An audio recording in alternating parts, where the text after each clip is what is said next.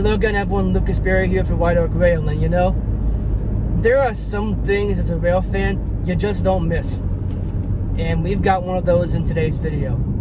We've got CSX 1776 in branch line service on Loup Creek. And I have to admit, even though I knew that 1776 had been hanging around southern West Virginia for the better part of 4 months, I never once thought I'd see it on Loup Creek.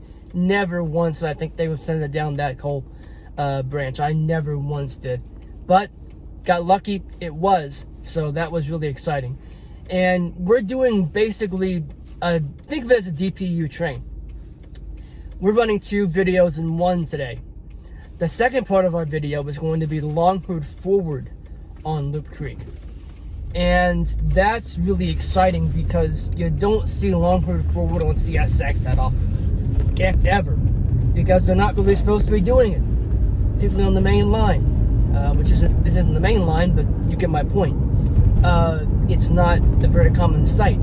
So oddities and really cool stuff on the Loup Creek branch that I was really excited to get a chance to show you. So that is what we have in store for you today. I hope you enjoy it, and let's get on with the show. Knowing that 1776 was going to be leading, and knowing about when they got into town the previous day, I figured they'd be ready in the early morning, and I did not want to miss this. So up and at 'em it was. Bright and early at 8 a.m. I drove out to the mine, and the train was not quite ready to leave yet, so I went out to find my first shot.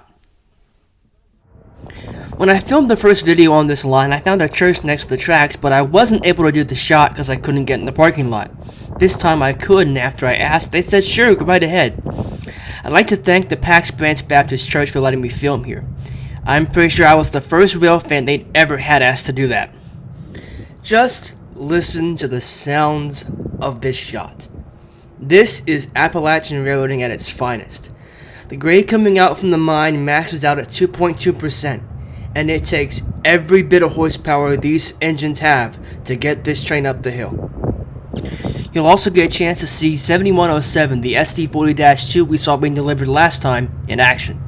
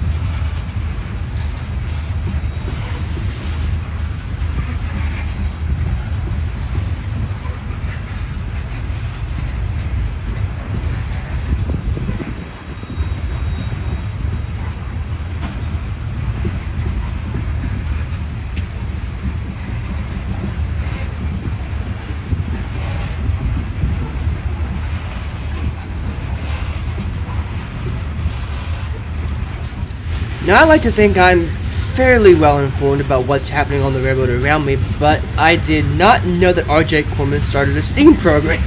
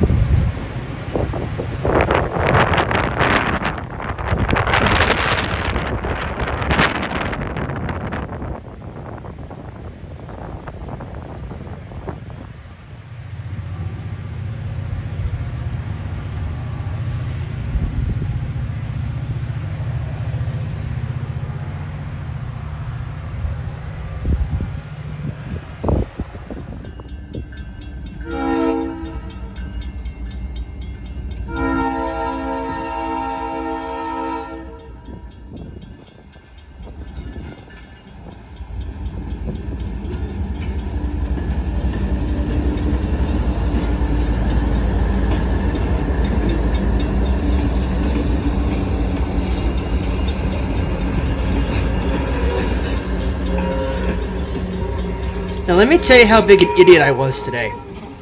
After waiting down there at the church for hours, I was finally like, you know what, where the heck is this train? Did something go wrong? Did they derail? Where is this thing? So I drove down to the mine, and it looked like they were just about ready to go. But from the road, it looked like they were going to take the whole train straight from there to Thurman. I know that's not what they do. And I saw with my own eyes a cut being brought out at that church. I know that's only part of this train. Yet something in me said, go rush into town and get set up or you're going to miss your shot. Well, I didn't miss it. What they're doing here is they are pulling this train past the yard. They will back this train into the yard, leave this cut there. When they pull the second cut up from the mine, they will pull past the yard, back the second cut onto this one, and that will make the train whole to go to Thurman.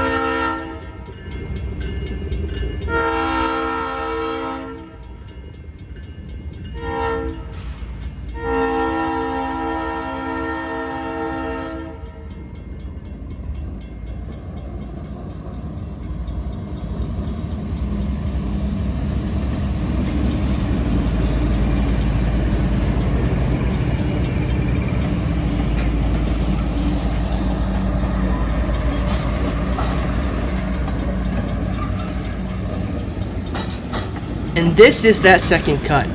We're not going to see it being backed onto the first cut right here, but we've got an example of that coming up in the video, so if you really want to see that, stay tuned.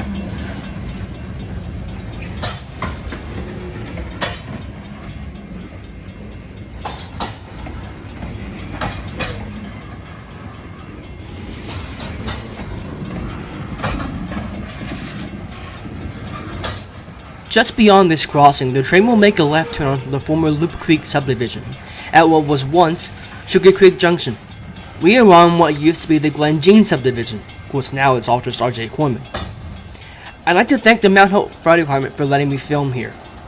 Again, I'm sure I'm one of the few, if not the only rail fan that's asked to film here. I wonder what they think about it. They made the train whole, and as they were pumping air through it, I thought I'd try to get ahead of it. Well, I waited too long and missed my shot. So up the line I went. It's all downhill from here, literally. The train has crested the hill and will now get to coast downgrade to Thurman.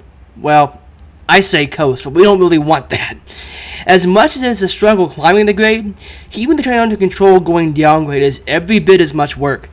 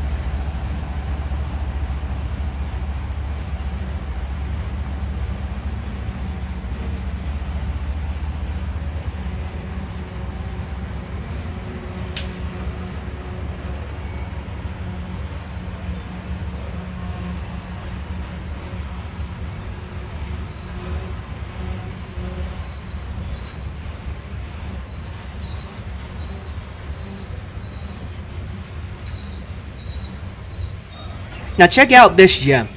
Notice how it's smaller than everything else? It's actually an old Conrail car that CSX owns. Kinda cool seeing in here.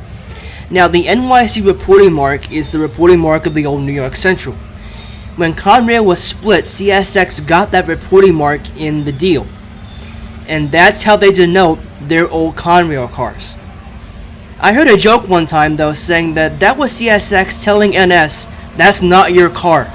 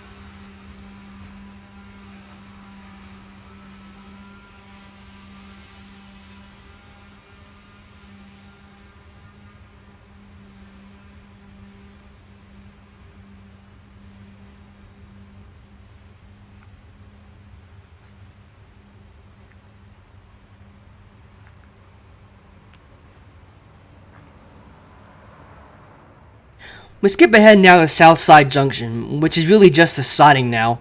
The Southside subdivision has been abandoned for a long time. Believe it or not, this spot once saw 6 passenger trains a day.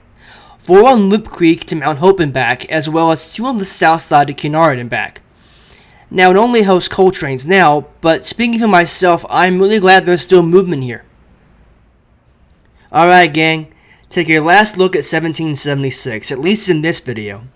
I hope to catch it again soon, but you can't control when they're going to send it back through here, so for now, this is it. While you're doing that, let's talk about what makes this engine so special.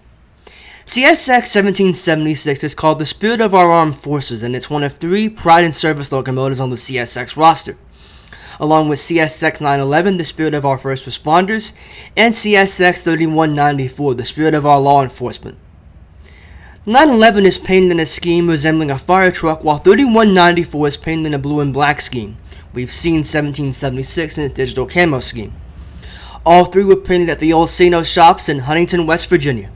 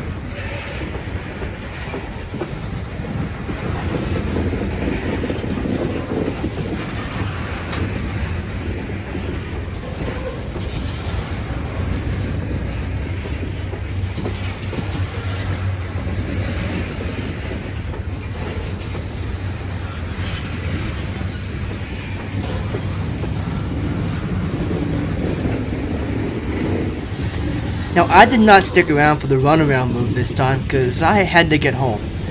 But back in October, I did get a runaround that was kind of interesting, and we'll check that out once this guy gets out on the main line.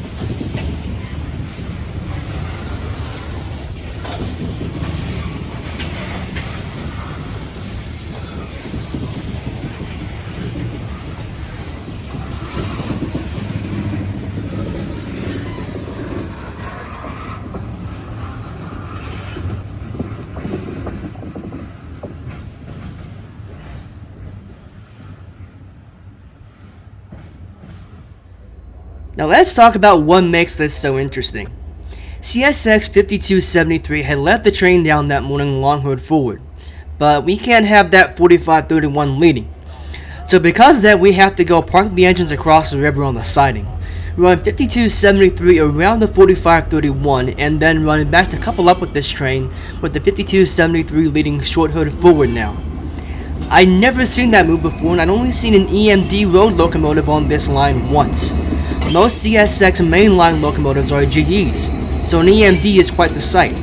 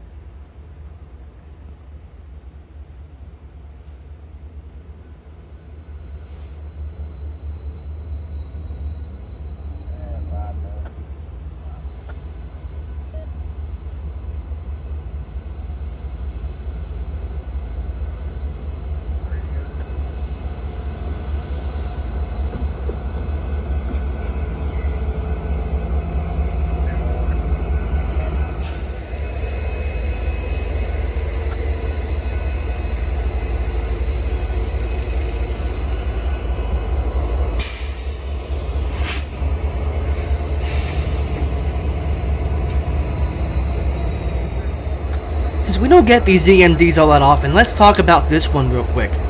CSX 4531 actually began life as CSX 731 when it was built in November 1999. This is an EMD SD70 Mac.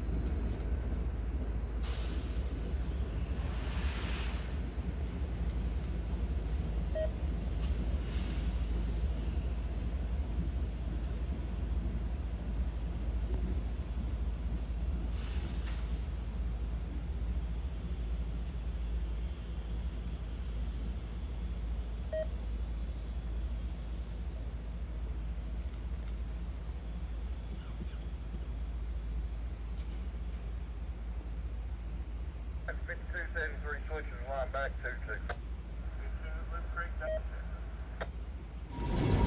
22. Now for those of you who wanted empties, this is for you. A little less than a month later, I went down to Thurman once again to catch the CSX office car special, and on my way I got a very pleasant surprise. What stood out to me is that they would be running Longhorn forward back down here the next day. So you can bet your rear end Sarah and I went trackside the next day to find him. I wanted this.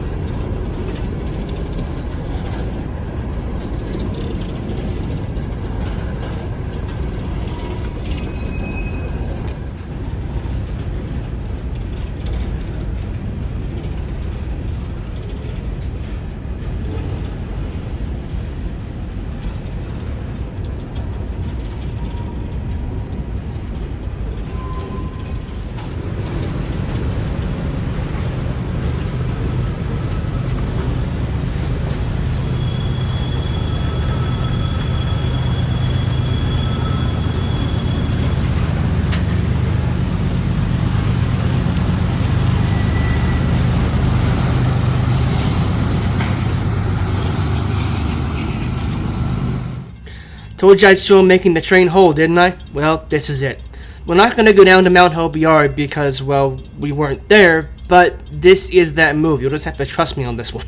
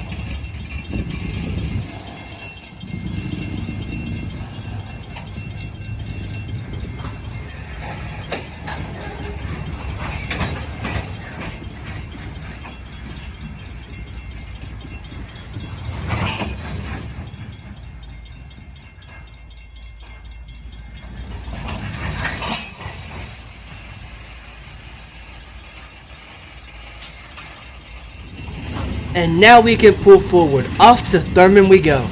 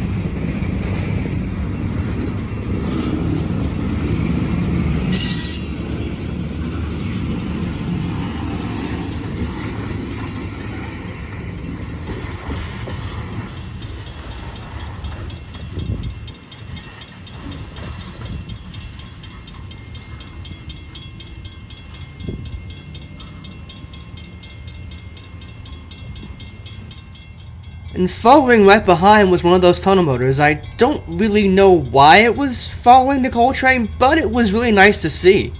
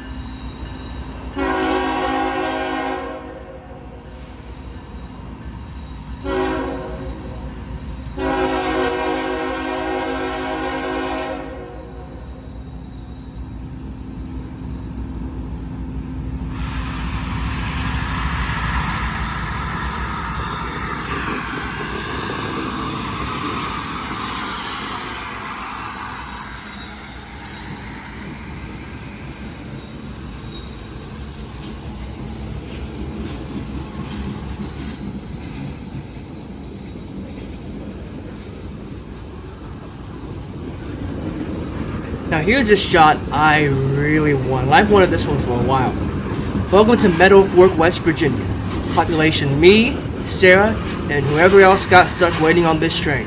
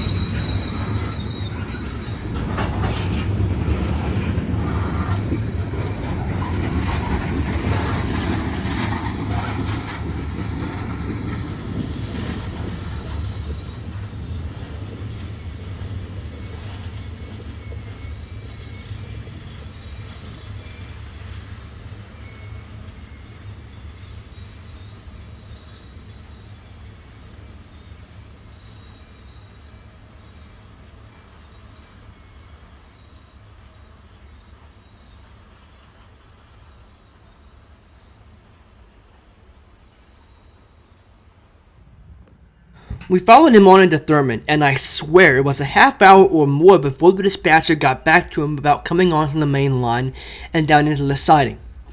He got permission to go into the siding, but he had to wait for another train to pass before running around it. Another case where we didn't stay for the runaround.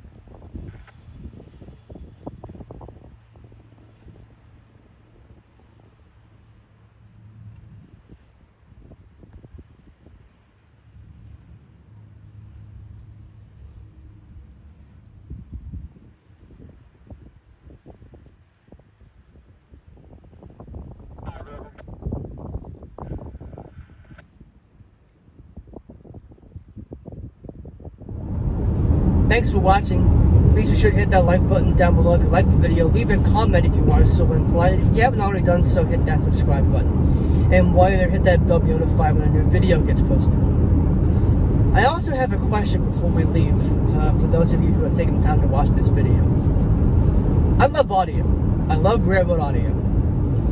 And I did a video on it, The Sounds of West Virginia Railroading, Part 1, or Volume 1. And I wanted to ask you, the viewer, if you would be interested in a podcast that featured my audio of these trains that I get. Of course, in the format these videos are in now, you almost never see the whole train from beginning to end. I cut them up, I edit it, I do what I have to make the video look good. But there's a lot of interesting sounds that go on there, especially if you catch the train coming closer to you. You can get the fade out, fading in to where you can hear it, and then fading out once it passes. So if you would be interested in that, please let me know in the comments. I would very much appreciate your feedback. I've been thinking about that for a while, and I just thought, well, this is the opportunity to go on and see what people think about this. So it would be greatly appreciated if you would leave your comment and feedback in the comments. So until next time, somewhere up on the railroad, I am Lucas Berry for White Oak Rail.